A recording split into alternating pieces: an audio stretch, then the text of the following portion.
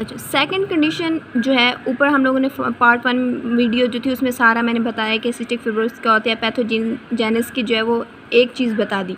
अब सेकंड चीज़ जो हम इस वीडियो में जो है वो डिस्कस किए हैं, सेकंड चीज़ है कि ट्रैकियो जो हमारे पास ब्रोंकियल एपिथेलियम है ना, उनमें कोई ना कोई डिफेक्ट या जो है वो एबनॉर्मेलिटी आ जाए। क्योंकि मैंने ऊपर भी बात की, सिस्टिक फिब्रोसिस ज़रूरी नहीं है कि जो है वो कोई ब्रीथिंग एबनॉर्मेलिटी आ जाए, मतलब कोई हमारे पास ब्रीथिंग इशू हो जाए।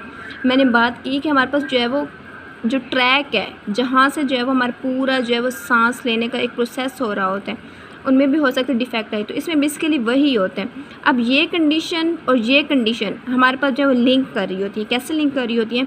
कि जो हमारे पास ये चीज़ है, यहाँ पे हमारे पास ग्लैंड्स की ऑब्स्ट्रक्शन हो गई है, ठीक है। अब क्या होगा, जब ग्लैंड की ऑब्स्ट्रक्शन होगी तो हमारे पास जो ट्रेकियो ब्रोंकियल एपिथेलियम है वहाँ पे हाइड्रेशन प्रॉपर नहीं होगी। तो जब हाइड्रेशन प्रॉपर नहीं होगी तो हमारे पास जो म्यूकोसिलरी फंक्शन है वो प्रॉपर नहीं होगा। अब म्यूकोसिलरी फंक्शन हमारे पास क्या होता है कि हमारे पास कोई भी एजेंट है जो बाहर से आ रहा है, कोई पार्टिकल, कोई डस्ट, उसको जो है वो हमारे पास जो है वो रिस्पायरेटरी ट्रैक में नहीं जाने देता। पहले उसको प्यूरीफाई करता है एयर को और फिर जो है वो जाने देते हैं। लेकिन अगर इनकेस ऐसा होता है कि ये फंक्शन प्रॉपर नहीं होता तो हमारे पास जो पैथोजेंस वगैरह हैं वो ईजिली हमारे लंग्स में जाएंगे और हमारे बोथ लंग्स में जो है ना वो इन्फेक्शन जो है वो काज कर देंगे। अब हम इसके जो है ना वो क्लिनिकल फीचर्स देखते हैं कि क्या क्या जो है वो हमारे पास सिम्टम्स आ सकते हैं जब ये हमारे पास जो है वो कंडीशन होगी। तो सबसे पहले हमारे पास क्या होगी कि हमारे पास जो है वो ब्रोंकोपल्मोनरी इन्फेक्शन होगा। ऊपर ही मैंने बात अभी ये की कि हमारे पास क्या होगा कि जो है वो एजेंट्स वगैरह हार्मफुल पार्टिकल जाएंगे तो वो हमारे पास जो है वो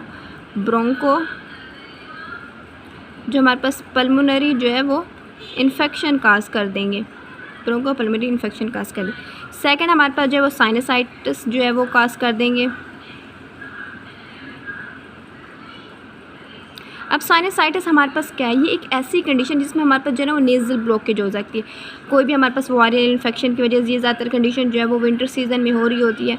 लेकिन क्या होता है कि कोई भी हमारे पास वायरल इन्फेक्शन हो गया, कोई वायरस हमारी बॉडी में चला गया, ठीक है, और वो क्या करता है कि हमारी नेज़ल ब्लॉकेज कर देता है, हमारी नेज़ल कंजेशन कर देता है, जिसकी वजह से हमारे पास जो है वो डिफ़िकल्टी होती है ब्रीथिंग में। और स्पेशली जब हम रात को सोते हैं ना तो तब हमारा जो है ना वो एक चेस्ट टाइटनेस की कंडीशन आ रही होती है, हमारा दम घुट रहा होता है, हम सही से जो है ना वो सांस नहीं ले रहे होते। तो ये हमारे पास जो है वो साइनसाइटिस की कंडीशन आ जाती है। अब हमारे पास जो है इसमें हमारे पास जो है वो चिल्ड्रन में हमारे नेज़ल पॉल्स भी जो है वो डेवलप हो सकते हैं। इसके अलावा जो हमारे पास जो है वो न्यूमोथोरैक्स कंडीशन भी जो है वो डेवलप कर सकती है। तो इसमें हमारे पास बेसिकली क्या हो सकता है कि हमारे पास जो है वो न्यूमोथोरैक्स की जो है वो कंडीशन भी जो है वो हो सकती है, न्यूमोथोरैक्स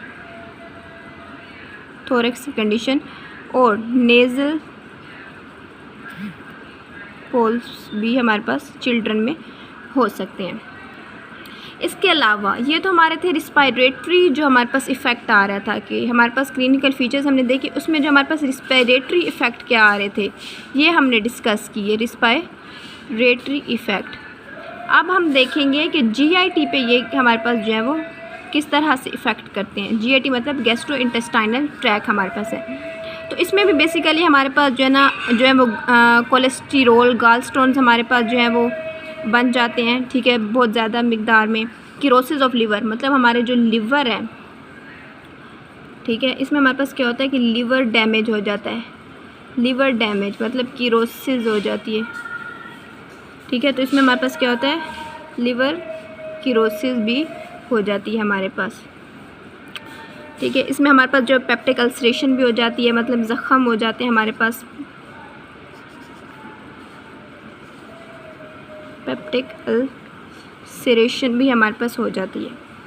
अब कुछ अगर और हम देखें तो अदर डिफेक्ट मतलब जनरल देखें तो उनमें हमारे पास क्या होती है कि माल न्यूट्रिशन, माल एब्जॉर्प्शन की वजह से, माल न्यूट्रिशन या माल एब्जॉर्प्शन मतलब सही से जो एब्जॉर्प्शन नहीं हो रही हमारे जीआईटी में, तो उसकी वजह से हमारे पास जो है वो पल्मोनरी सेप्सिस बन जाते हैं।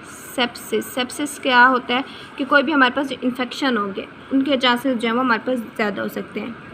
या हमारे पास क्या होता है कि जो हमारे पास पुबर्टी या हमारे पास स्केलेटल मैच्योरिटी होती है ना वो डील हो जाती है, मतलब विद एज हमारे पास जो है ना वो ग्रोथ हो रही होती है हमारी बोन्स की, हमारे स्केलेटल डेवलप हो रहे होते हैं, तो वो सही से जो है ना वो डेवलप नहीं होगा। इसके अलावा हमारे पास जो है वो जॉइंट डिजीज़ भी हो सकती हैं। हो सकता है कि हमारे पास जो है वो डायबिटीज़ मेलाइटिस की भी जो है वो कंडीशन इसमें आ रही हो।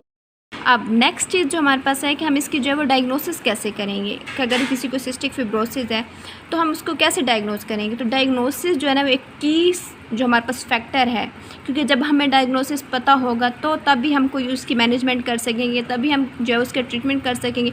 अगर जब हमें डायग्नोसिस ही ना पता हो तो वो हमारे पास जो है ना वो एक क्रॉनिक कंडीशन की तरफ जो है वो हमें लेके जा सकती है। तो डायग्नोसिस के लिए हम इसके लिए हम क्या करते हैं कि सबसे पहले जो है वो हम लोग इसका स्वेट टेस्ट करते हैं।